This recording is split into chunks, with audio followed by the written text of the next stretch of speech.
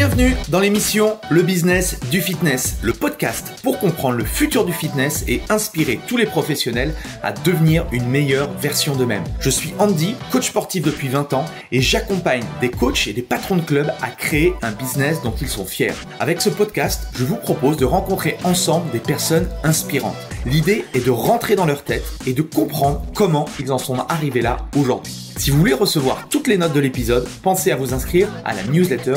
Vous trouverez le lien dans la description.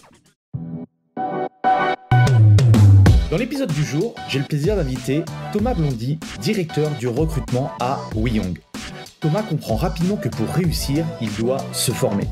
Avec les bonnes connaissances, il remplit son agenda de clients et devient rapidement head trainer à Basic Fit. Aujourd'hui, il est chargé du recrutement de la société WeYoung avec plus de 100 personal trainers. On a parlé de plein de choses passionnantes avec Thomas, de comment démarrer rapidement dans le coaching sportif, comment vendre des sessions de coaching dans un club de fitness à 19 € par mois, comment vendre des abonnements à plus de 800 € par mois simplement avec du coaching sportif. On verra comment recruter et former une équipe de coachs et encore plein d'autres choses. Bref, je ne vous en dis pas plus et je laisse place à notre conversation avec Thomas. Salut Thomas, enchanté de faire ta connaissance sur le podcast. Nous, ça fait quelques temps qu'on se connaît. J'ai voulu te faire intervenir parce que ton parcours, je pense, peut inspirer énormément de professionnels et surtout des personnes qui sont dans le domaine du coaching. J'ai interviewé déjà, comme je te l'ai dit un petit peu en off, certains professionnels qui travaillent sur Basic et qui ont justement développé une carrière. Et c'est ça qui m'intéresse à travers le podcast, c'est d'inspirer les gens à leur faire prendre conscience que si on fait bien les choses, et si on travaille, et je pense que tu ne me diras pas le contraire, mais on verra ça tout à l'heure, qu'on peut vraiment développer un vrai business dans le coaching. Et il y a plusieurs façons de le faire et c'est aussi mon objectif à travers ça, c'est partager des expériences nouvelles. Donc, Thomas, pourquoi tu t'es lancé dans le coaching sportif, toi ? Salut Andy, déjà juste pour commencer, je te remercie en tout cas de ton invitation et c'est vraiment avec plaisir que je partage avec toi et les personnes qui vont écouter ça. Pourquoi je me suis lancé dans le coaching? De base, quand j'ai passé mon diplôme de coach sportif, c'était pour faire du coaching de base parce que j'avais pas vraiment quand j'étais dans mes études, j'avais pas vraiment d'objectif, je savais pas vraiment quoi faire et quand j'ai découvert en fait la salle de sport, j'ai vraiment beaucoup aimé ce milieu et quand j'ai beaucoup discuté avec le coach qui était présent à ma salle, qui faisait du personal training, je me suis dit, putain, mais en fait, c'est vraiment ça que je veux faire. J'avais vraiment l'impression qu'il ne bossait pas en fait, dans sa journée. Il était juste là en fait, à coacher les gens, à les aider. Il était vraiment en mode bonne ambiance, en mode cool et il kiffait vraiment son activité. Dès que je parlais avec lui, ça se voyait que c'était vraiment une passion. Et je commençais à vraiment bien aimer ce milieu-là. Donc, je me suis dit, bah, écoute, je vais m'orienter vraiment là-dessus. Mais après mon diplôme, en fait, je suis un petit peu tombé dans la facilité après mon stage. J'ai continué en fait sur le CDI dans lequel j'étais, où je faisais des cours collectifs, où il y avait une bonne ambiance dans la salle, c'était cool, mais au final, au bout de plusieurs mois, je me suis rendu compte que je m'éloignais en fait de ce que je voulais vraiment, qui était le coaching. Et certes, j'aimais bien mon activité, certes, j'aimais bien les cours collectifs, certes, j'aimais bien l'ambiance qu'il y avait dans la salle. Je dirais pas épanoui, j'étais bien, mais professionnellement, j'étais pas accompli. Et c'est au bout d'un an et demi, en fait, j'ai pris la décision de quitter mon CDI pour vraiment me lancer à mon compte. Je faisais quelques coachings au black, mais c'était vraiment 2-3 par-ci, par-là. Et au moment en plus où je vais quitter mon CDI, au final, la salle ferme pour licencier. Enfin, il y a eu licenciement économique, il y a eu fermeture complète de la salle. Donc, au final, je n'ai pas eu le choix de faire de transition. Là, c'était vraiment let's go. Et je me suis trouvé en fait juste un petit mi-temps parce que je ne savais pas du tout dans quoi je mettais les pieds. Je ne savais pas du tout comment ça marchait, le fait d'être à son compte. Je n'avais jamais été. Je n'avais même pas mon statut d'indépendant. Donc, je me suis lancé là-dessus. Et puis, les quelques économies que j'avais de côté, je me suis dit, comme je ne sais pas du tout dans quoi je mets les pieds, je vais me former. Je vais me former parce que je sais que là, le côté développer mon activité, j'étais vraiment dans l'incertitude et dans l'inconnu. Je me suis dit, je vais avoir du mal à le faire tout seul. Donc, moi, j'ai tout de suite pris conscience qu'il fallait que je me forme justement pour vouloir développer ce que je voulais développer. Et ce que je voulais développer, c'était vraiment vivre pleinement du coaching, vivre uniquement de ça. Ok. Il y a première chose que tu as dite, et je ne voulais pas l'oublier, c'est qu'on a aussi un rôle, nous, de pouvoir inspirer les autres à faire le même métier que nous.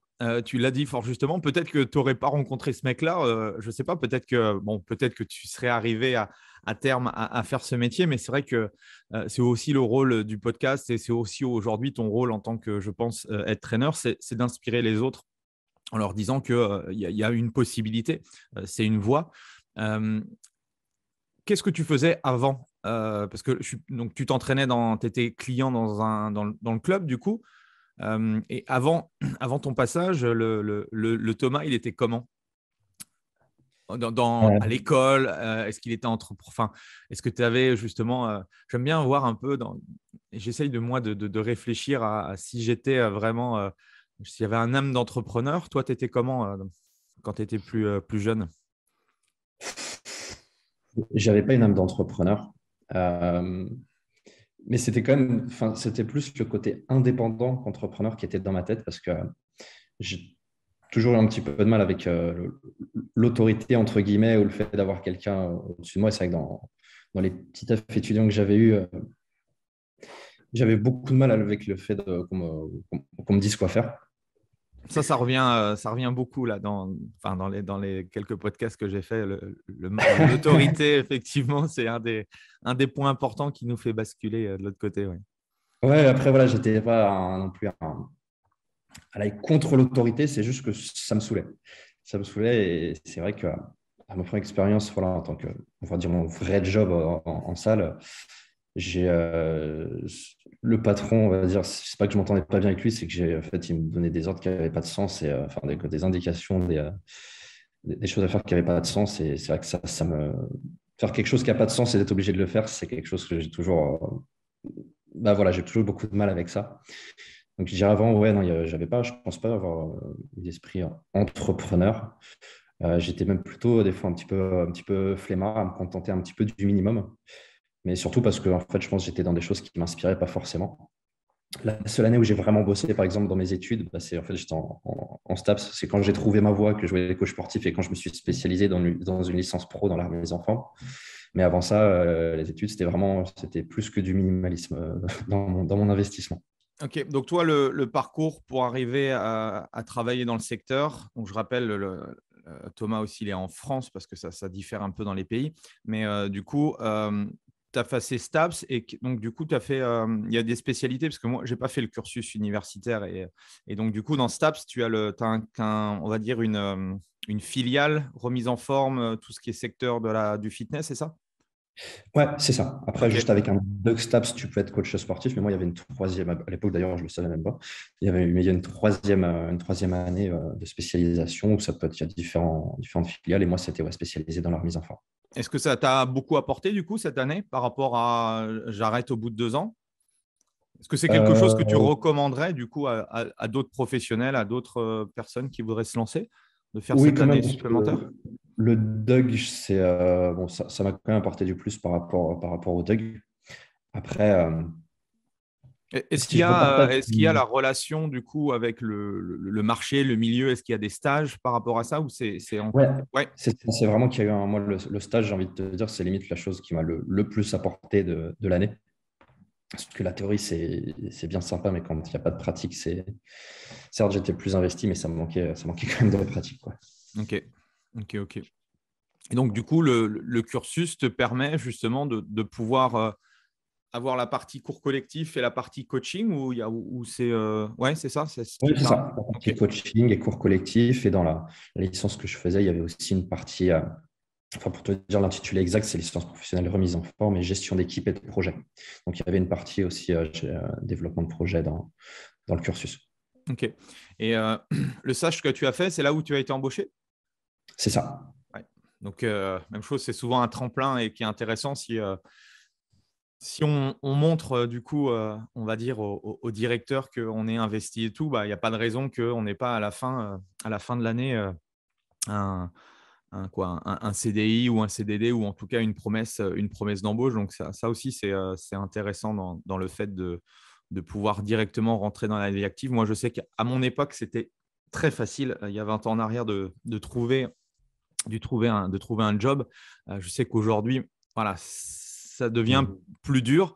Mais je pense que voilà, il y a encore beaucoup d'opportunités par rapport à ça. Et Ouais, bien qu'est-ce que sûr. tu en as retenu, toi, de ton année et demie, du coup, même si voilà, tu n'étais plus en accord, on va dire, avec ces valeurs-là? Qu'est-ce que ça t'a permis, en fait, de comprendre et d'évoluer? Euh, je dirais la première chose, ce serait au niveau au niveau en fait juste de ma personne. Ça m'a permis vraiment je suis quand même assez introverti de base. Bah, le fait d'être dans une salle, en fait, bah, le fait d'être au contact des gens tout le temps, en fait, ça m'a permis de beaucoup plus facilement m'ouvrir. Peut-être aussi le fait d'avoir ce statut de coach sportif qui, dans une salle, forcément, c'est plus facile d'aller vers les gens quand il y a ce côté-là. Tu avais quel âge à cette époque-là? J'avais 20, c'était en 2015, ouais, j'avais 21, 22 ans, quoi. Ok, ouais, tu étais hyper jeune. Ok.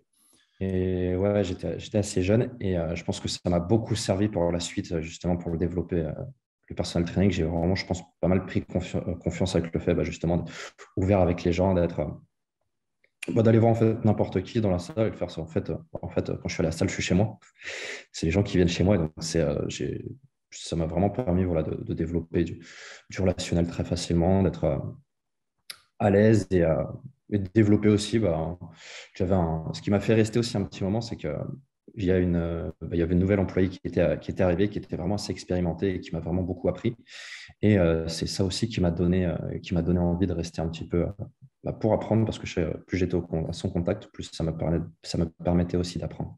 Exactement. Ok. Et tu as eu l'occasion de toucher un petit peu au personal training ou pas forcément?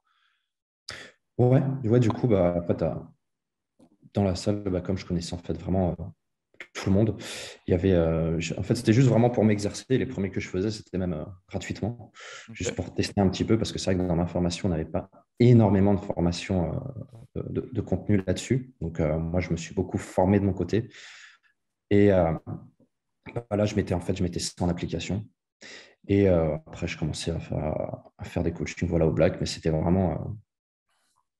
des coachings, tu vois, j'allais dire, j'ai limite honte de le dire, mais en fait, il n'y a pas de honte, parce qu'à l'époque, j'étais à l'aise avec ça. Et pour moi, ce qui compte, c'est d'être à l'aise avec ce que tu fais.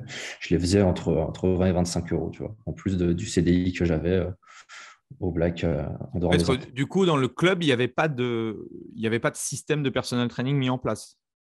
Non, il n'y avait pas de Ah, système de personal training. Et par contre, quand j'en ai parlé au patron, ils m'ont dit ouais, ok, du coup, on te prend 50%. Tu vois. Et j'étais là, bon, je suis pas super chaud. ok, ok, ça marche. Donc ça, c'était ton début et c'est clair que c'est de bons conseils pour ceux qui veulent démarrer ou autres. Tester. De toute façon, vous n'avez rien à perdre en fait à tester, soit le faire gratuitement. Après, voilà, l'argent, c'est toujours une barrière mentale, surtout quand on démarre parce qu'on ne se sent pas légitime. Il y a un peu le syndrome de l'imposteur. Donc, c'est clair que quel que soit le tarif que vous proposez, le tout, c'est voilà, de le tester. D'abord, peut-être auprès de votre famille et puis au fur et à mesure, voilà, vous diriger vers des personnes que vous ne connaissez pas. Donc, ça a été ta première expérience. Tu t'es dit tout de suite, ouais, c'est le métier que je veux faire? Ouais, Ouais. ouais, clairement. En fait, pour moi, c'était même clair avant de rentrer dans cette activité. Comme je dis, vraiment, pour moi, quand j'avais échangé avec le mec de ma salle, c'était clair là-dessus. Je me suis perdu après un petit peu dans ma zone de confort, mais c'est vrai que quand je me suis mis à tester le coaching vraiment sur la salle, je me suis dit, non, mais en fait, putain, c'est vraiment ça qui me plaît, quoi. Ok. Et tu y allais un peu à l'arrache au niveau des clients ou tu avais déjà un profil type de personne que tu voulais aider ou c'était en fonction des gens avec qui tu discutais? C'était en freestyle total. Il y avait aucun cadre sur quoi que ce soit. Ok. C'était même pas Bon. forcément des séances, tu vois, d'une heure. C'était vraiment, ça m'arrivait de faire des séances d'une heure et demie. Franchement, il n'y avait aucun cadre. C'était ceux qu'on avait envie, vraiment. Moi, ça me faisait plaisir d'aider n'importe qui. Ok. Juste en fait de mettre mes connaissances en application sur autre chose que des cours collectifs ou des circuits ou aider quelqu'un un petit peu sur le plateau à qui je fais un programme. Et du coup, de cette période un peu freestyle, qu'est-ce que tu en as retenu? Ce que j'en ai retenu, c'est que en fait, c'est là où vraiment, quand je commençais à en avoir 3 4, je me suis dit, mais putain, en fait, je veux faire ça de mes journées. Ok. Le fait d'apprendre des chorégraphies, de cours co, c'est sympa, tu vois. Enfin, le fait de les apprendre pas trop, mais le fait d'avoir les gens qui kiffent les cours, c'est sympa. Mais en fait, je kiffais vraiment beaucoup plus là-dedans, alors que je le faisais à l'arrache que les cours collectifs que je faisais. Ok. Et t'as pas eu cette peur de te dire, bon, là, je facture 25 ou 30 euros, comment je vais faire pour vraiment en vivre? Enfin, c'était quoi, en fait, ta vision par rapport justement au métier, au fait que tu voulais te lancer, ok, mais par rapport à cette sécurité au niveau revenu ou autre, c'était quoi ta réflexion par rapport à ça? Bah, je pense que c'est ça qui m'a un petit peu bloqué à me lancer au début, c'est que je me disais, voilà, bon, même si je monte à 35, 40, ça me paraissait énorme à l'époque, vu que forcément je me vendais à 25. Je me disais, putain, il va falloir quand même un paquet de clients pour retrouver un revenu convenable, sachant que trouver des clients, je ne savais pas vraiment comment faire. Donc là, c'est Mhm. vrai que c'est ça qui m'a, je pense, fait hésiter à me lancer pendant un petit moment et qui m'a fait rester dans ma zone de confort. Ok. Et du coup, suite à cet 1 an et demi, puis après, voilà, au fait que tu veuilles changer, puis qu'il y a eu ce licenciement économique, ça a été quoi la suite? Ça a été quoi les directives? Comment tu t'y es pris? Bah, du coup, j'ai été au chômage pendant un mois. Ça m'a permis de prendre le temps de regarder un petit peu, justement, plus précisément ce que je voulais faire. C'est là que tu es Et- rentré à Basic Fit, du coup, c'est ça? non, Non? pas, Non? pas Pas juste à encore. ce moment-là. En fait, Ok. j'avais commencé par trouver un contrat en fait, en 10 heures dans une chaîne de sport à Paris, CMG à Ouais. l'époque. Ok. Et je me suis dit, tiens, bah, c'est Paris, c'est dans des endroits sympas pour développer le coaching, ça va être plus facile. Parce que j'avais cette croyance que, en fait, il faut être dans une salle haut de gamme pour développer le coaching. Mhm. C'était des abonnements à 120 euros pour les clients. Donc, je me suis dit, waouh, ça va être beaucoup plus simple. Et, c'est un mois après avoir commencé que là, en fait, il y a quelqu'un de Basic Fit qui est venu me voir pour me proposer justement cette opportunité vraiment axée uniquement sur le coaching. Là, il n'y avait pas de temps partiel, il n'y avait pas de cours collectif, c'est vraiment juste développement de coaching. Et je suis allé voir le club. En plus, c'était un ancien club qui n'avait pas été rénové depuis quasiment 10 ans, un petit peu délabré.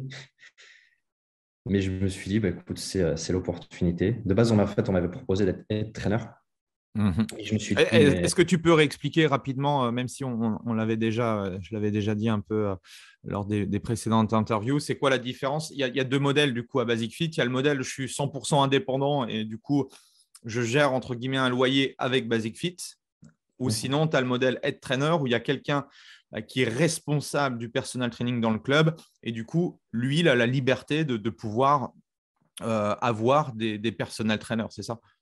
c'est ça. Ouais. C'est ça, en fait. Il m'a dit, bah, il y a un nouveau club qui arrive là à la fin de l'année sur Paris. Et du coup, bah, voilà, on cherche un head trainer. Il m'explique le système. Donc, voilà, bah, je serai le responsable, entre guillemets, du club.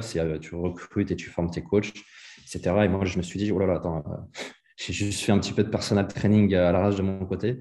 Je ne vais pas me sentir légitime à recruter des équipes et à leur dire tu fais ci ou tu fais ça, ou même juste être leur responsable, entre guillemets.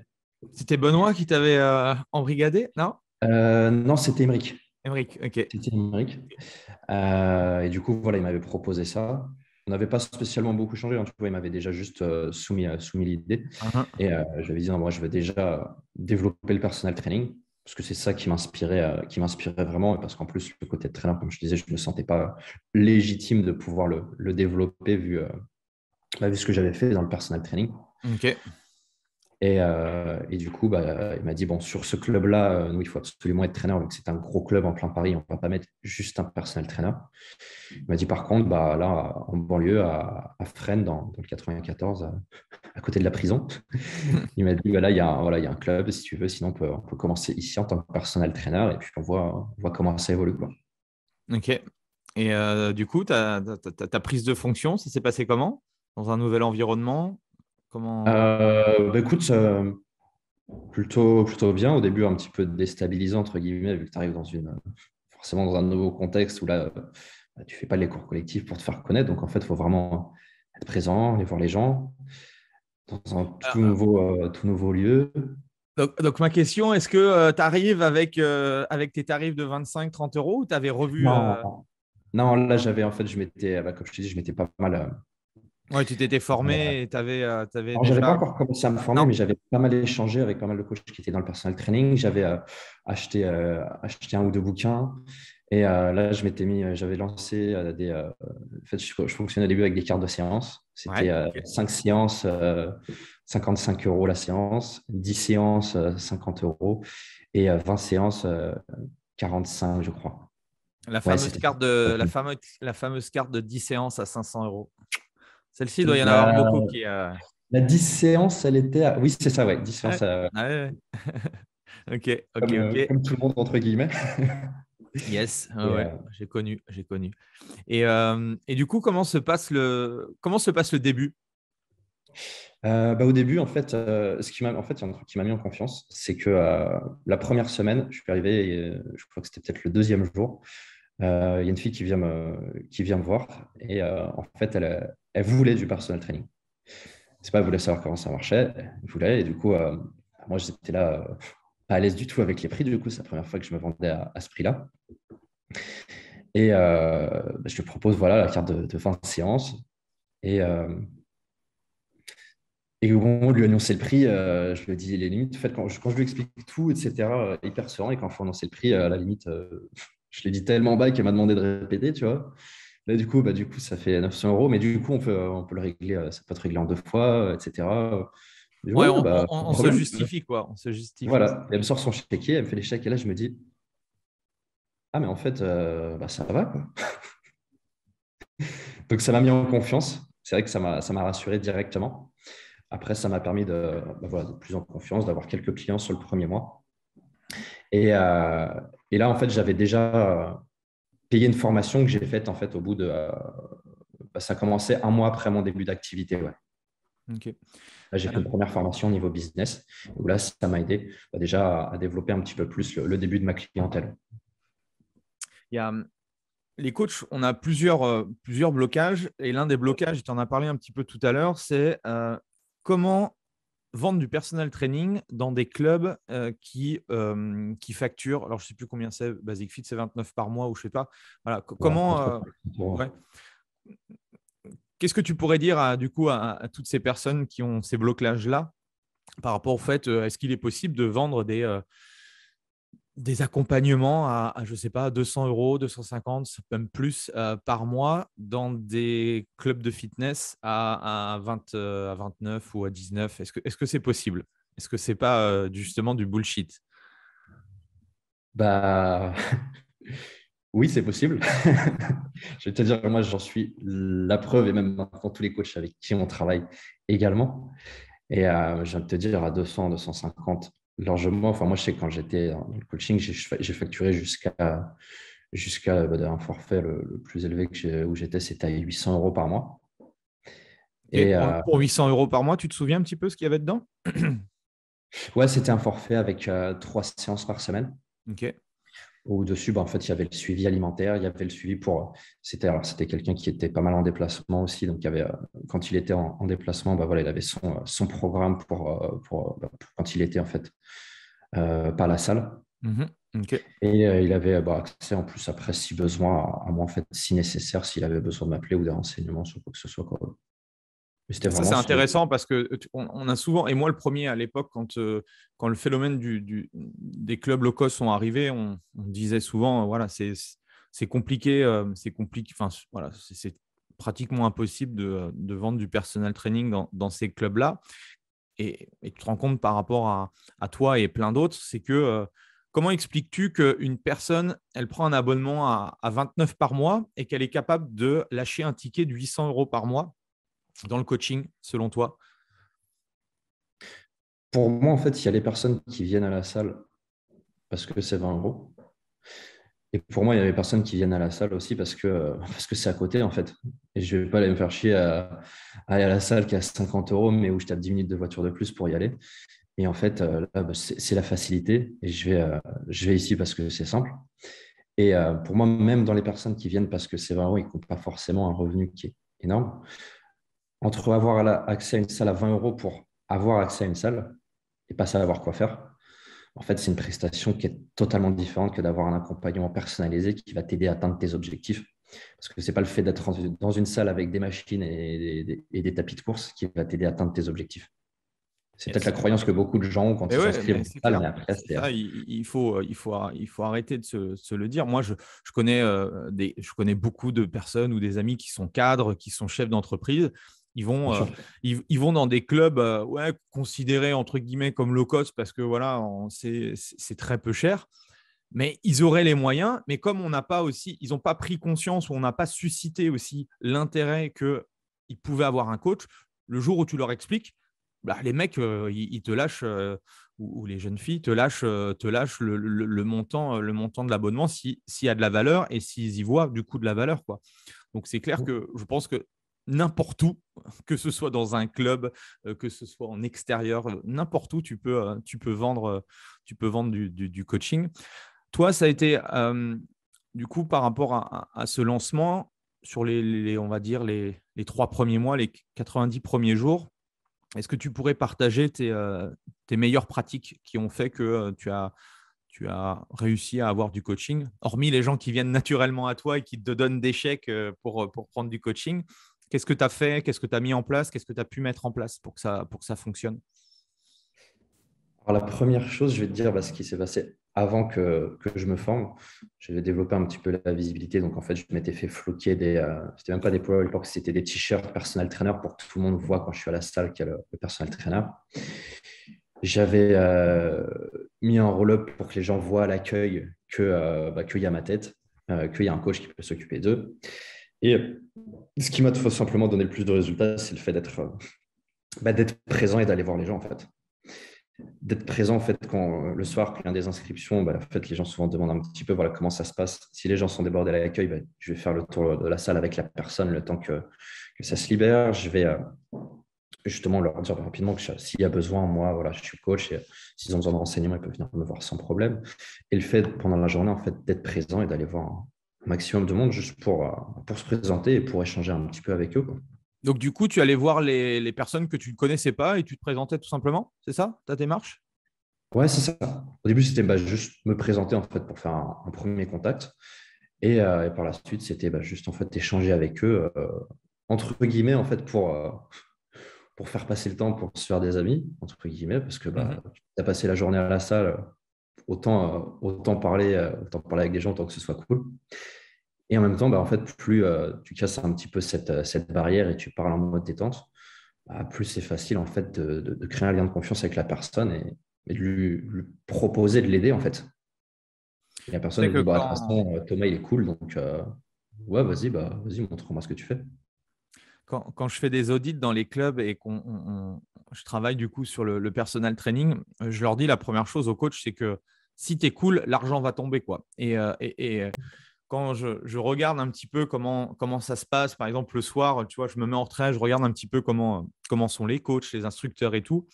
Et je leur dis, mais si vous restez derrière votre bureau à discuter entre vous, c'est pas comme ça en fait que les gens vont se dire que vous êtes crédible, que vous êtes quelqu'un de bien et que vous allez pouvoir les aider. Donc c'est clair qu'il faut, ça demande de l'énergie, hein, c'est épuisant hein, quand tu finis à 21h, 21h30, 22h. Si tu as, voilà, si tu as discuté avec les gens toute la journée et tout, c'est épuisant émotionnellement, mentalement, mais il n'y a que comme ça en fait dans un premier temps, surtout si on n'a pas on va dire, de crédibilité ou si on n'a pas voilà, d'expérience là-dedans, c'est la meilleure preuve pour trouver ses premiers clients, quoi. Ouais, carrément. Puis j'ai envie de dire, c'est aussi la plus agréable, entre guillemets, parce qu'elle a parlé avec les gens en mode cool, c'est quand même. Je trouve que c'est une façon quand même relativement simple, entre guillemets, d'aller trouver des clients. Et c'est vrai que j'ai beaucoup de coachs que j'ai en entretien qui me disent, mais je suis pas à l'aise avec le fait d'aller prospecter, d'aller me vendre. En fait, je suis jamais allé voir quelqu'un et en lui disant, tiens, salut, je fais du coaching, ça t'intéresse? C'est la prospection, entre guillemets. Pour moi, en fait, ce que je faisais, juste d'aller parler avec les gens, d'aller échanger. Et pour moi, c'était ça ma prospection, en fait. Et c'est pas juste d'aller me dire que je fais du coaching, est-ce que ça t'intéresse? C'est juste d'échanger. Et ça vient naturellement, le fait d'en venir là-dessus. Quand on s'intéresse aux gens, ils s'intéressent aussi à ce qu'on fait, ou quand tu corriges une petite posture, ou quand tu demandes comment ça se passe au niveau des objectifs à force de parler, etc. On en vient en fait naturellement à ce niveau-là, et pas du tout dans une démarche commerciale au sens un petit peu négatif sur lequel on peut le voir. En fait, c'est du commercial, mais dans le sens où en fait je peux t'aider, quoi. Et en mode cool.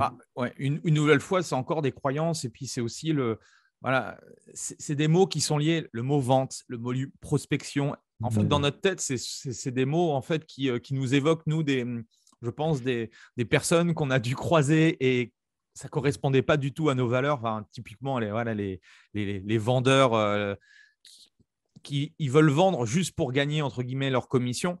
En fait, il faut s'écarter de ces mots, des mots, on va dire, propres à la vente, purement à la vente, mais plutôt d'être un conseiller coach qui fait que, mais même d'être enfin, je dis souvent, on est un business d'humain, donc déjà, voilà, va vers les autres. Et puis à partir de là, si tu sens que voilà, la personne, elle peut avoir besoin de tes conseils et que tu peux lui apporter quelque chose, voilà, il va y avoir une discussion, une conversation et éventuellement, ça peut peut-être déboucher sur. Mais je trouve que, et moi le premier, mais je me souviens à l'époque, c'est que je me disais, bon, si je vais vers cette personne, il faut que je lui vende quelque chose. Alors que c'est pas, en fait, on ne doit pas être dans cette posture-là, quoi. Ah, carrément. Carrément. Et ce que j'ai pu remarquer aussi, c'est un des blocages que j'avais un petit peu au début. C'est le fait de, je me dis, putain, mais moi, en fait, quand je vais à la salle, moi, je m'entraîne et basta, en fait. On ne me parle pas. Moi, je suis là pour m'entraîner, c'est tout. Et après, en fait, il faut se dire que, en fait, on est coach et c'est normal, en fait. Ça nous fait chier quand quelqu'un vient nous parler, vu qu'on est coach, on a, entre guillemets, rien à nous apprendre, même si on peut toujours nous apprendre quelque chose. Mais 80%, 80, 90, 95% des gens dans la salle, ce n'est pas leur cas. Donc, pour moi, faut pas j'avais cette, je pense, mauvais schéma de pensée de retranscrire ce que je pensais sur les autres, alors que moi, je suis coach, donc forcément, je ne sais pas quand on vient me déranger quand je m'entraîne, mais quand tu n'es pas coach, que tu ne sais pas forcément comment ça se passe, c'est peut-être différent. Oui, et puis après, avec ton regard de professionnel, tu vois quand les gens font n'importe quoi sur les machines, ou voilà, tu peux vite leur donner des petits axes de progression, quoi. Bien Ok. sûr. Et il t'a fallu combien de temps entre le moment zéro où tu as démarré à Basic Fit et le moment où tu as commencé à gagner ta vie? Euh, Est-ce que ça alors, prend du temps? Est-ce que voilà, est-ce que c'est dans en 3 mois? fait, Est-ce que 6 mois? tout dépend où est-ce que tu cases le gagner ta vie. En fait, pour moi, le premier next step, en fait, c'est déjà de pouvoir payer ses factures, pouvoir manger, pouvoir faire quelques petits loisirs. Tu ne vas pas être ric-rac tous les mois, de ne pas pouvoir s'acheter un resto, de ne pas pouvoir acheter un jouet à son enfant. Tu vois. Voilà, pour moi, c'est déjà le premier step quand tu passes de salarié ou quand tu démarres dans l'activité. C'est au moins voilà, pouvoir vivre sans te faire, tu vois, sans Ouais, ok. partir tous les week-ends, sans faire péter la bouteille de champagne tous les soirs. Mais voilà. Ouais, d'avoir le minimum pour être tranquille sans stresser à la fin du mois. Exactement. Ouais. Pour moi, c'est Au le bout premier step.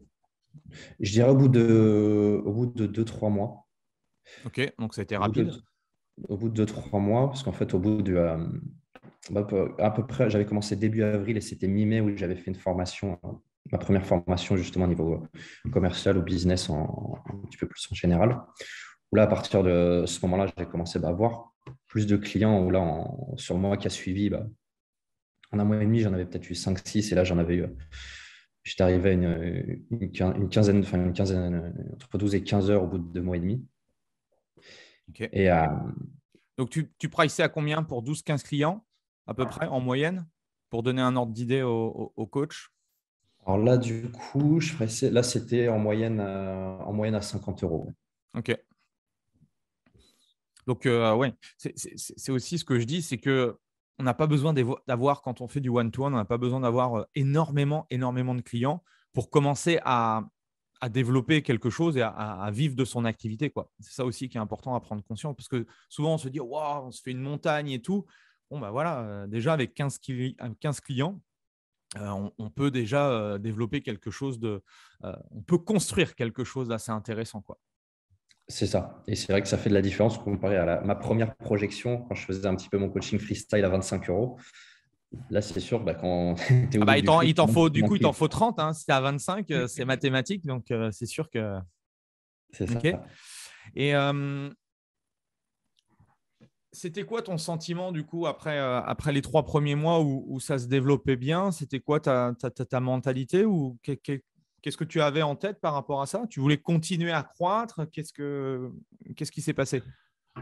Carrément. C'est là, en fait, je commençais vraiment à prendre conscience déjà du potentiel qu'il y avait à faire avec ça. Et je commençais aussi à voir les résultats des clients que je commençais à accompagner depuis 2 mois. Ouais. Et là, en fait, vraiment, c'était vraiment, je me suis dit, mais je vais me focaliser à 3000% là-dessus. Et je vais continuer à me former pour mieux accompagner mes clients, pour leur donner encore plus de résultats et pour en avoir plus aussi. Parce que là, clairement, je vais voilà, entre 12-15 heures de coaching. Je me suis dit, mais j'en veux le triple, quoi. Parce que là, en fait, mes journées n'étaient pas remplies du tout. Voilà, je faisais 2-3 heures de coaching par jour. Je me suis dit, mais je peux largement mettre le double ou le triple, quoi. OK. Ça aussi, c'est bon, ça paraît du bon sens, mais c'est important de le comprendre, c'est que si on apporte un changement de vie aux gens, naturellement, on aura du succès dans notre business. Que ce soit dans le coaching ou dans n'importe quel type de business. Qu'est-ce que toi, tu as mis en place justement pour créer cette expérience, pour avoir des résultats avec les gens? Est-ce que tu peux donner des petites choses pour faire réfléchir du coup les coachs? Parce que je me rends compte que la plupart des coachs, en fait, c'est très basique ce qu'ils donnent. C'est souvent simplement, je vais t'accompagner ou je vais te coacher ou je vais te donner un programme PDF ou je vais te donner il va pas falloir que tu manges, il va falloir que tu manges des fruits et des légumes à tes repas. Comment toi, tu as pris la chose? Comment aujourd'hui, concrètement, ça se matérialise? Et je pense que ça s'est fait aussi de mois en mois, l'amélioration de ton service. Est-ce que tu peux nous en parler de ça? Comment tu fais pour créer une expérience auprès de tes clients? La première chose pour moi, c'est vraiment de comprendre la personne, en fait, et de comprendre où sont ses blocages et sur quoi va falloir le plus travailler. Parce que moi, en fait, j'étais quand même essentiellement avec des femmes en perte de poids.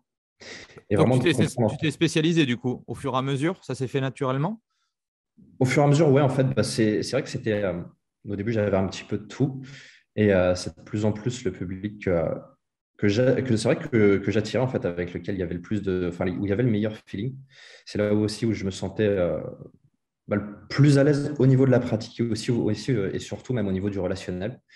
C'est vrai que moi, le fait, c'était des femmes entre 30 et 50 ans en perte de poids. Et c'est vrai que j'avais vraiment un très bon feeling avec ce public. J'aimais vraiment les échanges, en fait, en plus du coaching avec ce type de personnes et vraiment les résultats que ça apportait, la satisfaction que ça apportait. C'était vraiment voilà, ça qui m'a donné envie de me spécialiser un petit peu plus là-dedans.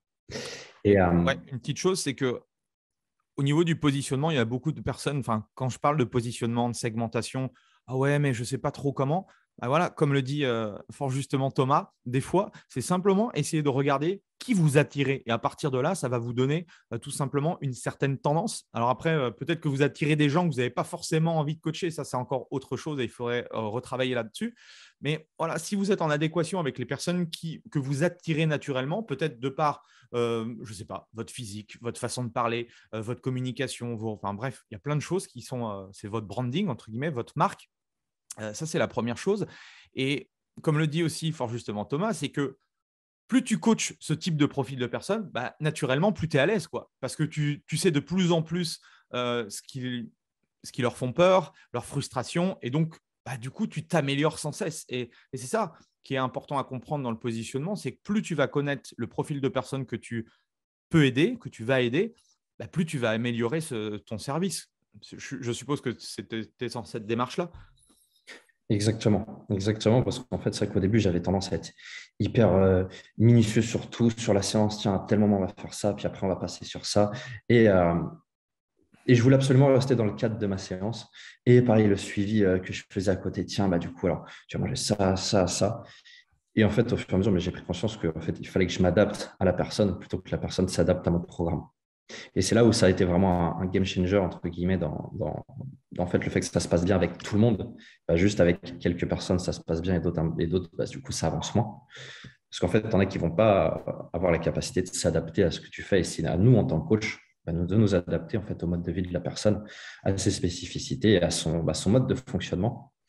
Et pour moi, ce n'est pas dans le fait de faire des séances incroyables ou de faire le meilleur programme alimentaire, mais de faire en fait celui qui va correspondre à la personne, celui qui va pouvoir prendre plaisir à faire et celui qui va pouvoir garder sur du long terme.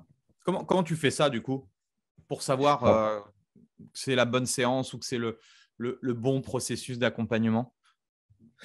Si je te prends par exemple nutritionnel, avant, en fait, je partais sur quelque chose de tiens, il faudrait que tu manges ça. Moi, maintenant, en fait, ce que je faisais à la base, c'était je vois ce que tu manges. En fait, on va juste voir qu'est-ce qui est vraiment important pour toi et on va essayer juste de l'optimiser. En fait, d'être dans le 20-80, on va vraiment changer les 20% qui vont donner le plus de résultats. Parce que si on change toute l'alimentation, ça va vraiment être compliqué d'avoir en fait quelque chose qu'on puisse garder sur du long terme. Donc vraiment, en fait, moi, je pense qu'il a donné le plus de résultats, et je pense que c'est la même chose sur le sport derrière, c'est d'être dans le 20-80, le 20% qui donne le plus de résultats et qui te conviennent pour pouvoir garder ça en fait sur du plus long terme. Après, au niveau sportif, c'était selon le profil de la personne. En fait, on a le fait d'avoir des séances hyper précises, hyper cadrées, ça leur va très bien pour un esprit assez cartésien. Et tu vois que c'est juste le fait d'être dans le cadre et de voir qu'un, là, j'ai augmenté de 2,5 kilos. Ah, je suis contente parce qu'elle compte tout. Autant là, c'est plus, j'en ai rien à foutre. Moi, je veux juste m'éclater pendant la séance et qu'on rigole. Et du coup, quand même bosser parce qu'on n'est pas là juste pour rigoler. Et vraiment, en fait, s'adapter pour moi au profil de la personne et à ce qui vraiment l'a fait kiffer. Okay. D'être sur un travail forcément qui donne du résultat, mais pas être juste sur l'efficience au niveau physiologique, mais prendre vraiment aussi le côté en fait, profil de personnalité de la personne pour que ça puisse être efficient parce que on va dire le meilleur programme du monde, s'il est fait à 50%, ça va donner moins de résultats qu'un programme entre guillemets à 80%, mais qui est fait à 100%. Ouais, exactement. Et du coup, ce que je crois comprendre, dans ton système d'accompagnement, il y a la partie sportive, mais il y a la partie nutritionnelle qui est importante pour toi. Oui. Ouais. Okay. Ouais, en fait, la phrase importante, pour moi, c'est important forcément, vu qu'il y a forcément des choses à optimiser là-dessus. Mais importante. Avant, j'y mettais limite, entre guillemets, trop d'importance sur le côté minutieux. Alors qu'en fait, pour moi, l'important, c'est que ça convienne à la personne et, encore une fois, se focaliser sur ce qui va donner le plus de résultats plutôt que sur le fait que ce soit parfait. Okay. Est-ce que tu peux nous expliquer, voilà, je viens de signer, je suis client chez toi, c'est quoi le process du coup? Comment tu t'organises avec moi? Comment tu t'organises avec un premier client?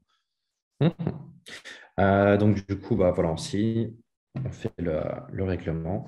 On prévoit du coup directement en fait, les séances. Moi, je fonctionnais avec des créneaux fixes. Plus mon emploi du temps s'est développé, évidemment, je faisais entre 35 et 40 heures de coaching par semaine. En fait, c'était un créneau fixe par semaine. C'était par exemple le lundi à 13 heures. Ouais. Et on passe tous les lundis à 13 heures parce que niveau organisation, quand ton emploi du temps commence à se remplir, tu ne peux pas faire un coup ci, un coup ça. Donc, créneau fixe. Comme ça, voilà, on sait que tu bloques toujours tel jour à telle heure. Ouais. Pendant 3 jours, tu me notes, en fait, je te donne un papier, tu me notes tous tes repas. Pendant 3 jours, tu me notes tout ça et tu m'envoies les photos également. Donc, enquête alimentaire, ok. C'est ça. Sur 3 jours pour ne pas être trop relou non plus. Plus, alors, si ce n'est pas le week-end, je lui dis quand même de me faire les photos de week-end, vu que souvent, tu vois que la semaine, c'est cool, mais que le week-end, c'est quand même c'est différent. Ok, excellent. Et du coup, là, après, il y avait peser avec tout ce qui est masse corporelle et avec le. Donc là, tout ce qui est évaluation, est-ce que les évaluations, est-ce que tu te dis je fais ça tous les 4 semaines ou ça dépend des clients ou comment tu t'organises par rapport à ça sur ce système d'évaluation? Moi, en général, c'était toutes les 6 semaines. Ok. Après, c'est vrai que c'était dans la majorité des cas, toutes les 6 semaines, ça m'arrivait de varier un petit peu selon les profils. Okay. C'était plus au feeling qu'autre chose, mais de base, c'était toutes les 6 semaines. Et comment tu lis du coup la partie sportive à la partie nutritionnelle? Est-ce que c'est des rendez-vous qui se greffent en plus ou c'est à l'intérieur de la séance, tu prends soit au début, soit à la fin pour parler de nutrition? Comment tu t'y prends, toi, aujourd'hui? Ouais, moi, je prenais un petit quart d'heure en fait en début de séance pour faire le point là-dessus. Ok, excellent. Ok, parfait. Et est-ce que tu peux nous donner, je sais pas, une ou deux stratégies, des trucs que tu n'as jamais partagés, mais que tu vas nous dire, pour fidéliser les gens? Comment tu fais pour fidéliser tes clients? Alors moi, premier truc, c'est vraiment le truc tout simple, mais quand la personne m'a signé le contrat, il y avait sa date de naissance. Je notais sa date de naissance dans mon calendrier. Et déjà, c'était le matin au réveil, quand c'était son anniversaire, déjà un petit message d'anniversaire. Ça, c'est le genre de truc vraiment le plus simple du monde, mais qui fait vraiment plaisir. Et alors, je ne le faisais pas forcément à chaque fois, parce que quand je commençais à avoir beaucoup de clients, c'était plus compliqué, mais j'essayais d'acheter un petit cadeau, un truc tout con, tu vois, mais le jour de l'anniversaire. Et pour moi, c'est dans le relationnel avec la personne, voilà, moi, dans les séances, voilà, il y avait un côté quand même échange aussi, où je connaissais voilà, pas mal la vie des gens, je pense, voilà, un petit peu comme tous les coachs. Et quand il y avait, quand je sais qu'il y a en fait un événement personnel qui se passe, tu vois, j'essaie toujours de penser à envoyer un petit message sur tiens, bah, le fils qui passe le brevet ou la famille, s'il y a le moindre, en fait, le moindre petit truc comme ça, montrer qu'en fait, on est plus que juste un coach qui est là pendant ta séance et montrer en fait qu'on est quelqu'un, on est là en fait, on est là pour eux, on n'est pas là juste pour leur faire du sport et qu'on pense à eux. Et ça, c'est, je sais que moi, enfin, le ressenti que j'avais vraiment, c'était quand j'envoyais ce genre de message-là. Je sentais vraiment une gratitude profonde de la part des clients et je trouve que ça fait vraiment plaisir. Ouais, excellent conseil. Moi, je me souviens que l'un de mes mentors m'avait pourtant, il a énormément de clients, il est très reconnu. Il m'avait envoyé une carte postale et qui était écrite de sa main, si tu veux. Donc, tu vois, ce n'est pas un truc fake de marketing voilà, où il envoie à tout le monde. Et là, en fait, c'est tout con, tu vois, c'est pas grand-chose, mais en fait, ça te marque, tu vois. Et ce que dit Thomas, effectivement, ça nécessite la même chose de faire des systèmes et des process par rapport à ça, mais ce n'est pas très compliqué, quoi. Si on parle, bon, peut-être pas quand tu en as 40, c'est un peu plus dur, mais au démarrage, quand tu as 10-15 clients, bon, tu peux quand même avoir un système qui te permet d'avoir au moins la date de naissance des 10 à 15 clients que tu as et leur envoyer un petit message. Tu vois, ça peut commencer par là, le système simplement d'expérience client. Ok, Carrément. excellent. Ok. Une autre petite chose? Je sais que ça m'arrivait beaucoup en fait j'achetais en fait, je faisais pas mal par exemple, tu vois, de soulever de terre avec les petites mamans.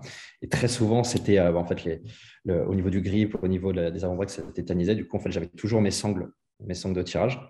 Et en fait, j'ai acheté par vingtaine. Et en fait, j'offrais toujours la première fois qu'on faisait le soulevé de terre. Tiens, je leur faisais tester. Au début, c'était ah, ça fait mal, etc. Puis après, tu un test avec ça. Ah, c'est cool. Tiens, bah, vas-y, je te les donne. Tu vois. Ok, C'était, ah, mais non, excellent. mais je te les achète, etc. Mais non, mais t'inquiète.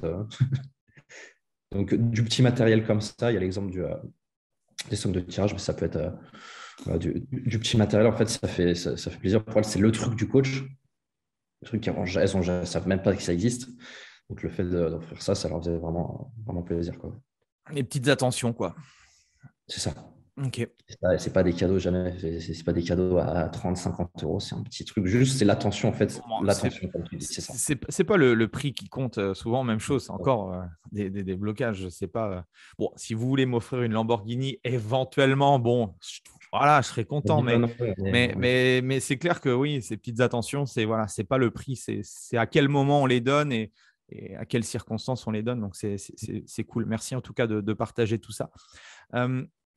J'aimerais savoir maintenant, parce que tu nous as parlé de ton amour pour le métier et tout, comment on fait pour basculer, et tu vas nous l'expliquer, mais que tu as basculé là, j'ai cru comprendre du coup à 100% sur le métier de head trainer.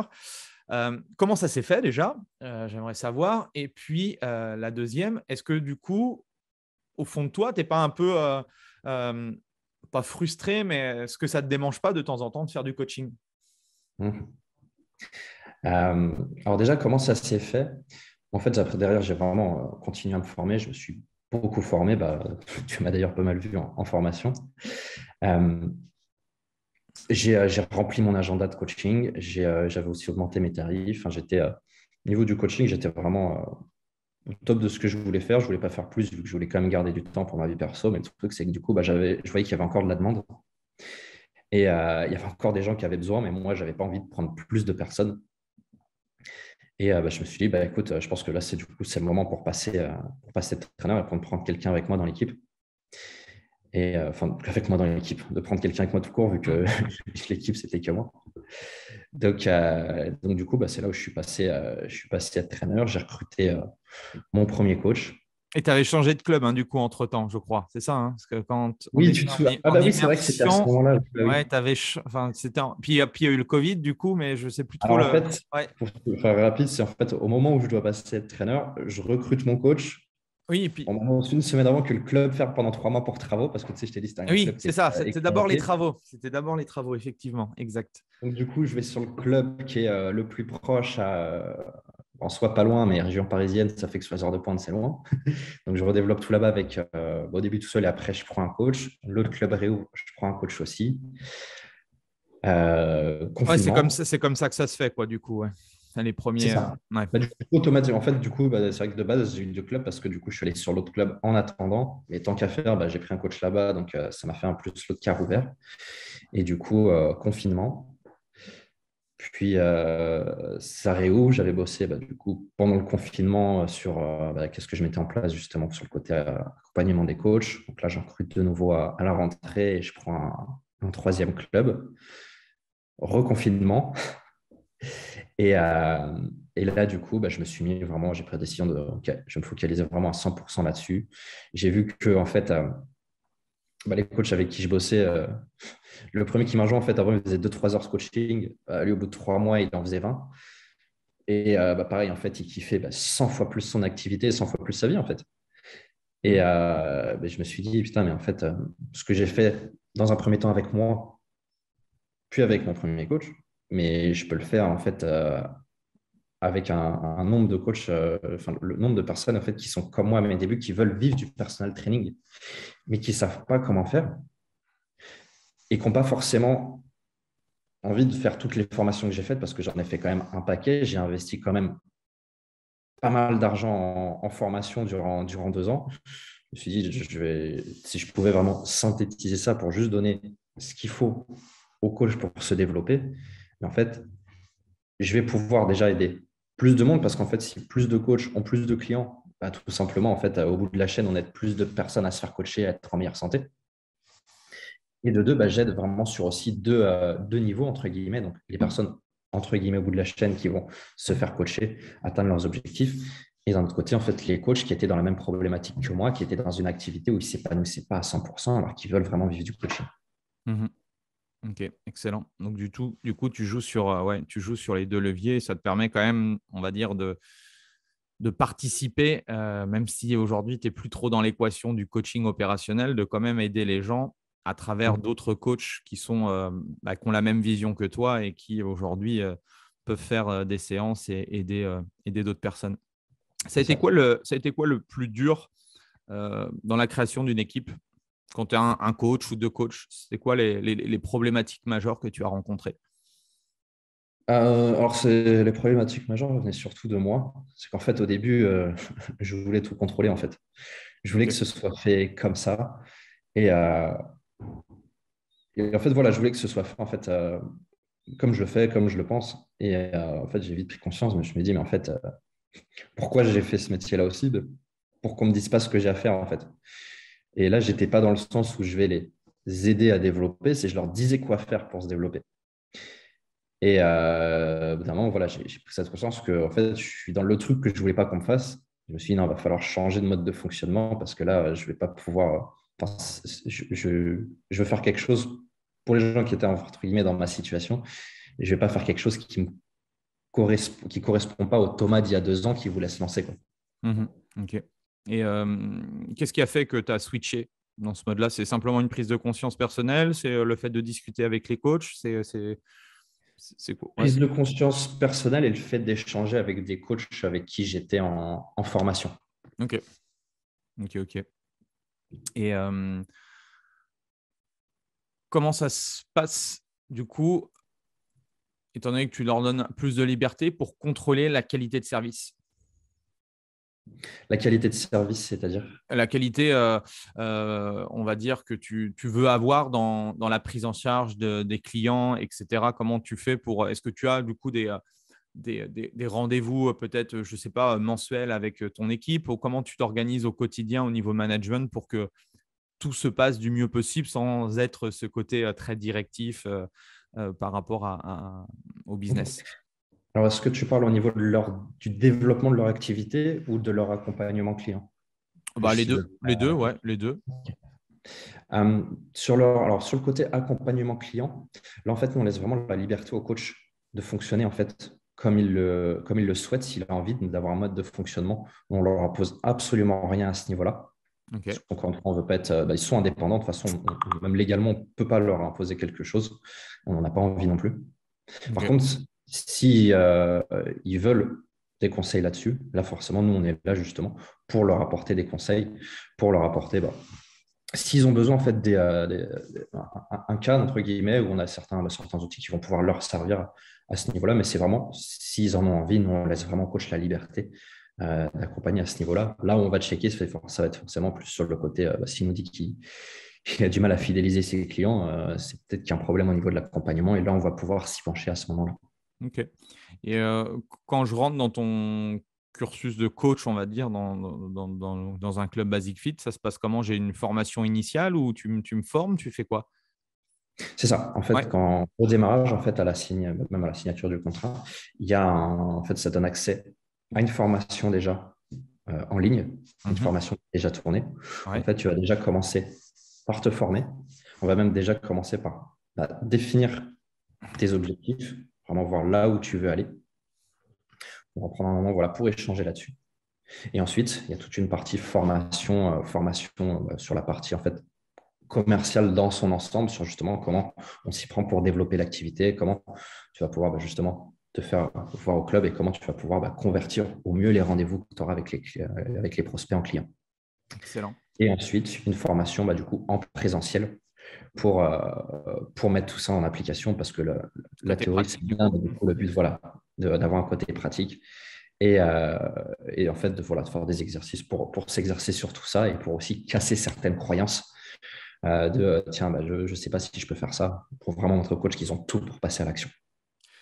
Comment tu gères, toi, la partie recrutement? Tu as un process ou c'est un peu au feeling, c'est en fonction de la personne qui est en face de toi? Tu arrives à voir un peu s'il correspond, on va dire, à ton image de marque ou pas? Comment tu t'y prends? Alors, ouais, il y a vraiment tout un process. Parce que du coup, alors je te le fais rapidement, on en a parlé très rapidement en off, mais là, du coup, moi, j'ai mon activité où je suis head trainer et je travaille également du coup avec Wiyang, où je suis le directeur du recrutement. Donc là, le recrutement, là, c'est vraiment ce qui occupe une grosse partie de mon activité. Et au niveau du recrutement, ouais, on a un process bien précis. Nous, c'est déjà la personne qui nous contacte. Ensuite, on l'appelle, puis on fait un entretien par la suite. Et c'est déjà, en fait, on va vraiment prendre un moment pour échanger avec la personne avant même de lui présenter ce qu'on fait. Moi, si je vois que la personne, en fait, ce qu'on fait, ça ne va pas lui correspondre, ça ne va pas résoudre sa problématique ou elle ne correspond pas, nous, à ce qu'on recherche, je ne veux même pas lui présenter ce qu'on fait. Ouais, ok. Donc pour info, Thomas du coup travaille avec Léo que j'ai interviewé. Alors à l'heure où je tourne ce podcast, je l'ai pas encore diffusé, mais voilà. Donc c'est pour resituer un petit peu. Et du coup, quels sont pour vous les critères d'un bon coach? Alors, les critères d'un bon coach, alors je vais juste te demander de clarifier pour voir comment bien répondre à la question, parce que pour moi, il y a le bon coach compétent et il y a aussi le bon coach dans le sens où celui qui va bien pouvoir se développer, et tu peux avoir un bon coach compétent mais qui n'a pas forcément tout ce qu'il faut pour se développer. C'était juste dans quel sens du coup que tu posais cette question? Comment faire aujourd'hui? Je n'ai pas forcément envie de monter un mastodonte ou un business ou machin. Je veux juste simplement, moi, vivre du coaching. Et quelles sont pour toi les compétences essentielles à avoir pour réussir dans ce métier? Ok, ça marche. Du coup, alors déjà pour moi, la première chose, un coach qui est indépendant, qui va monter son activité, pour moi, il y a un côté vraiment résilience, être prêt en fait à bosser, parce que ça ne va pas tomber du ciel. Parce que certes, il y a largement de quoi faire pour très bien vivre, pour vraiment aider beaucoup de monde si on met les bonnes choses en place. Mais même avec les bonnes choses en place, ça ne va pas tomber du ciel. C'est comme un client à qui on donne le meilleur programme du monde. Va falloir qu'il passe à l'action pour avoir les résultats. Et là, c'est la même chose. Pour moi, c'est avoir ce côté, être prêt à s'investir et à bosser. Mhm. Surtout au début pour développer son activité. Après, une fois que tu as 15, 20, 25, 30 heures de coaching, tu n'as plus forcément besoin de t'investir autant pour développer ton activité et tu peux plus te focaliser uniquement sur le côté coaching. Et pour moi, vraiment être prêt à s'investir, être prêt à apprendre, en fait, tout simplement. Mhm. Parce que quand on ne connaît pas, c'est difficile de se développer dans quelque chose qu'on ne connaît pas. Donc, vraiment, pour moi, être prêt à se former et apprendre pour se faciliter les choses, justement, et pour pouvoir savoir quoi faire en passant à l'action. Parce que passer à l'action, c'est bien. Il faut savoir faire les bonnes actions aussi pour avoir du résultat. Et donc, pour moi, c'est voilà, ce côté prêt vraiment à s'investir, la résilience, et le fait prêt à passer à l'action et à apprendre. Ok. Et quelle est, selon toi, ta vision du coup dans les 12 prochains mois? Tu veux arriver à quoi, toi? Alors, avec Léo et avec le business, et toi personnellement aussi. Moi, personnellement, ce serait vraiment me développer, en fait, continuer à acquérir des compétences pour, en fait, que déjà au niveau du recrutement, encore une fois, sélectionner vraiment les meilleurs coachs, ceux qui vont vraiment pouvoir avoir le meilleur potentiel, ceux qui vont pouvoir le mieux se développer avec nous et qui vont vraiment pouvoir changer leur vie et changer la vie des personnes qui vont accompagner. Aujourd'hui, vous êtes, Léo me l'avait dit, vous êtes combien de coachs aujourd'hui dans la team? Alors aujourd'hui, en tout, il y en a plus de 120. Je ne peux pas te dire le nombre exact vu qu'il y a du recrutement régulièrement, mais on est plus de 120. Yes. Et votre objectif, du coup, fin 2022, c'est quoi? Arriver à plus de 200? Oui, là, alors, j'ai plus d'objectifs précis en tête vu que c'est quand même dispatché sur certaines choses, mais oui, je pense qu'à la fin de l'année, on peut vraiment être à plus de 200. Yes. Ok, excellent. Et comment on fait pour, s'il y a des coachs qui nous écoutent, qui sont intéressés pour se lancer avec vous, comment il faut faire? Alors déjà, ils peuvent me contacter directement sur Facebook. Moi, du coup, c'est Thomas Blondy, ou sinon directement sur le site, enfin sur la page Facebook, soit sur notre site internet ou sur la page Instagram, donc WeYoung. On a en fait des liens, justement, liens de recrutement pour déposer sa candidature. Nous, derrière, du coup, on contacte les personnes. Il y a déjà un petit formulaire à remplir pour voir s'il y a certains critères qui correspondent à ce qu'on recherche. Mhm. Et derrière, du coup, on a un premier contact pour déjà justement voir si, en gros, ça peut le faire. Ensuite, on fait un entretien plus détaillé pour vraiment mieux connaître la personne, voir si vraiment, en fait, ce qu'on propose, ça va pouvoir l'aider à atteindre ses objectifs. Et si on a la meilleure solution pour ça, et voir du coup si elle correspond vraiment à ce qu'on recherche et à vraiment le profil qu'on veut avoir dans nos équipes. Parce que forcément, il y a le fait, on veut certes des coachs qui veulent se développer, mais aussi qui sont prêts à bosser avec une équipe. Chaque coach est indépendant, nous on veut vraiment avoir cet esprit d'équipe au sein des personnes, vraiment des équipes avec qui on travaille. Comment tu fais pour continuer à progresser, toi, t'améliorer? Je me forme. Je me forme régulièrement. Là, je suis dans un accompagnement continu. Et c'est formation et c'est beaucoup d'échanges en fait aussi. Okay. C'est ça que je trouve vraiment cool aussi dans ce côté équipe. Là, du coup, ce qu'on fait avec William, du coup, on est en équipe, on passe régulièrement en équipe et le fait en fait pouvoir être à plusieurs pour échanger, pour avoir des idées, des points de vue, vraiment être toujours en fait dans l'échange. Et c'est ça que je trouve vraiment cool. Et c'est vrai que c'est ce qui m'a manqué, je pense, un petit peu à mes débuts, c'est d'avoir en fait des gens avec qui échanger. C'est pour ça que j'ai très vite rejoint des formations avec des accompagnements avec plusieurs coachs parce que j'étais moi au début tout seul dans ma salle, je n'avais pas d'équipe de coach, j'avais personne avec qui échanger. C'est vrai que c'était un petit peu ça qui me manquait. Et je trouve que ça permet vraiment le fait d'être toujours en contact avec des gens qui sont dans cette optique d'évolution, dans cette optique de progression. Ça ne peut que t'inciter à progresser. Donc, du coup, aujourd'hui, plus de coaching. Alors, j'ai un coaching. Okay. C'est ma maman le samedi matin. Ok, excellent. Et c'est une question qu'on me pose souvent. Et comme moi, je fais plus trop du coup d'opérationnel. J'en fais de temps en temps, mais voilà, c'est pas nombreux, on va dire, dans le mois. Ça te manque pas? Ça me manque un petit peu, ça arrive. Après, en fait, je m'épanouis tellement dans l'activité, le fait aussi dans le fait d'accompagner des coachs, dans le fait de progresser, de faire avancer le projet, qu'il y a un côté qui me manque, mais pas au point de me dire, tiens, j'ai envie de reprendre. Le Hmm. fait de faire mon petit coaching le samedi avec ma maman, ça me va très bien, tu vois, ça me permet d'être Yes. sur le terrain aussi, mais plus en mode vraiment cool. Et non, au final, j'estime que ce qu'on fait au niveau de l'accompagnement, c'est du coaching, c'est juste au lieu d'avoir des Hmm. personnes à qui je fais perdre du poids, c'est des personnes à qui j'aide à développer l'activité. Donc, je trouve une partie qui se retrouve, que je retrouve en fait là-dedans. C'est quoi ton échec préféré? Mon échec préféré, je pense que c'est le fait, comme je te disais, quand j'ai commencé d'avoir voulu tout faire, en fait, tout contrôler chez les coachs. Et je me suis vraiment rendu compte, en fait, que ce que je veux mettre en place, en fait, je me pose toujours la question, est-ce que moi, il y a 2 ans, ça m'aurait plu? Est-ce que j'aurais voulu ça? Et je me dis, bah, mon prospect idéal, c'est moi quand j'ai démarré. Et ça m'a vraiment permis de me faire prendre conscience de ça, que pourquoi ça galérait un petit peu au début à ce niveau-là. Et parce que tout simplement, ça ne correspondait pas à ce que je voulais faire quand j'ai démarré ce que j'ai mis en place. Yes. Et est-ce que tu aurais des livres ou podcasts ou des choses que tu pourrais nous partager qui t'ont inspiré ou aujourd'hui, je sais pas, des livres que tu achètes pour tes coachs ou autres? Est-ce qu'il y a des ressources que tu pourrais nous partager qui pourraient intéresser la communauté? Un des premiers livres que je me suis mis à lire justement quand j'ai démarré Basic Fit, c'était Comment se faire des amis. Hmm. Donc, Très connu. Ouais, ouais.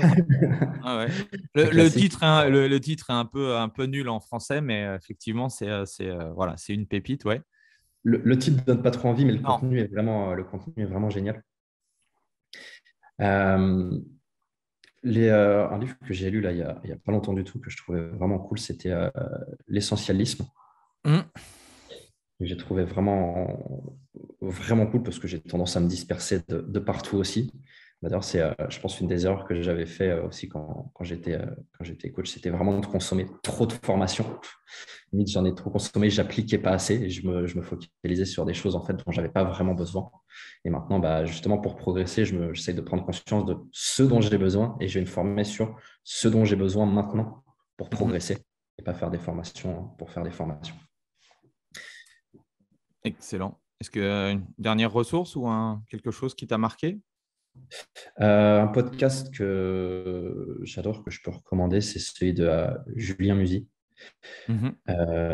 que je suis également en formation. Ce n'est pas du tout sur le coaching sportif, mais plus sur le côté développement personnel ou business. Et pour moi, il y a n'importe qui peut vraiment tirer des choses, vraiment, vraiment des pépites de ce podcast. Ouais. Yes. Excellent. Merci en tout cas. Dernière petite question. Quel type de personne t'inspire dans le milieu du fitness, dans le milieu du coaching que du coup je pourrais inviter sur ce podcast? Euh, Bonne question. Bon, Léo, tu l'as déjà invité. Dans le domaine du coaching.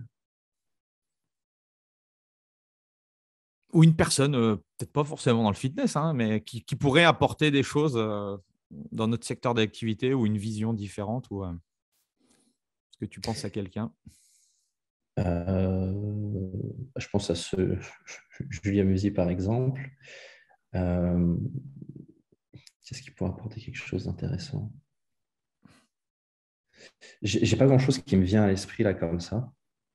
Ouais, c'est pas grave. Tu me le Si j'ai diras quelque chose qui me vient, tu me le diras en off si tu je penses t'enverrai un si tu message penses s'il à y a quelque quelqu'un. chose qui me vient. Excellent. En tout cas, merci d'avoir partagé autant de pépites. J'espère que tout le monde est resté jusqu'à la fin et a pris des notes parce que c'est aussi l'objectif, c'est que ce podcast soit entre guillemets une masterclass pour récupérer des infos intéressantes et tu nous en as donné beaucoup. Donc, merci à toi. Une dernière chose à dire aux coachs qui nous écoutent, qu'est-ce que tu leur dirais? Tu peux dire ce que tu veux. De vraiment penser à ce qu'ils veulent vraiment au niveau de leur activité professionnelle et même en général, et de se donner les moyens d'y arriver. Pour moi, c'est vraiment ce qui a fait la différence pour moi, c'est de me former et d'être avec des gens en fait qui ont ce qu'il faut pour me faire arriver à mes objectifs. Donc, soit des gens qui sont passés par là ou qui savent comment faire pour arriver jusque-là. Pour moi, c'est le meilleur moyen de pouvoir justement développer une activité quand on est à son compte. Donc, vraiment, et surtout de savoir ce qu'on veut, y aller, se donner les moyens d'y arriver. Excellent. Super mot de la fin en tout cas. Je te remercie. Je te souhaite plein de belles choses et je sais que quand on aura l'occasion de refaire peut-être un podcast dans les années à venir, tu auras encore progressé. Donc, c'est toujours inspirant. Moi, je t'ai connu, on s'est rencontrés la première fois physiquement au salon du fitness, si tu te souviens. Donc, Oui, en tout cas, je suis fier de ton parcours. Et puis, merci à toi, merci à toutes les personnes qui sont restées jusqu'à la fin. Et on se retrouve du coup la semaine prochaine pour un nouvel épisode. Merci à tous. Merci Andy, à bientôt. Voilà, c'est fini pour aujourd'hui. J'espère que l'épisode vous a plu. Merci d'avoir passé ce moment en ma compagnie. Deux petites choses avant de vous quitter. Si vous cherchez les notes de l'épisode ou que vous voulez tout simplement me contacter personnellement, allez sur mon site andypoiron.com. Donc tout attaché, www.andypoiron.com. Vous trouverez toutes les informations nécessaires. Et dernière chose, et c'est la plus importante pour moi, si vous voulez m'aider à promouvoir ce podcast, eh bien vous mettez un avis 5 étoiles sur Apple Podcast. Si vous regardez cet épisode sur YouTube, eh bien pensez à liker et à vous abonner à ma chaîne YouTube et pensez à en parler autour de vous, pensez à en parler à vos amis ou à vos collègues dans le fitness. Ça permettra véritablement à ce podcast d'avoir beaucoup plus de visibilité. Voilà, en tout cas, merci, à très vite pour le prochain épisode.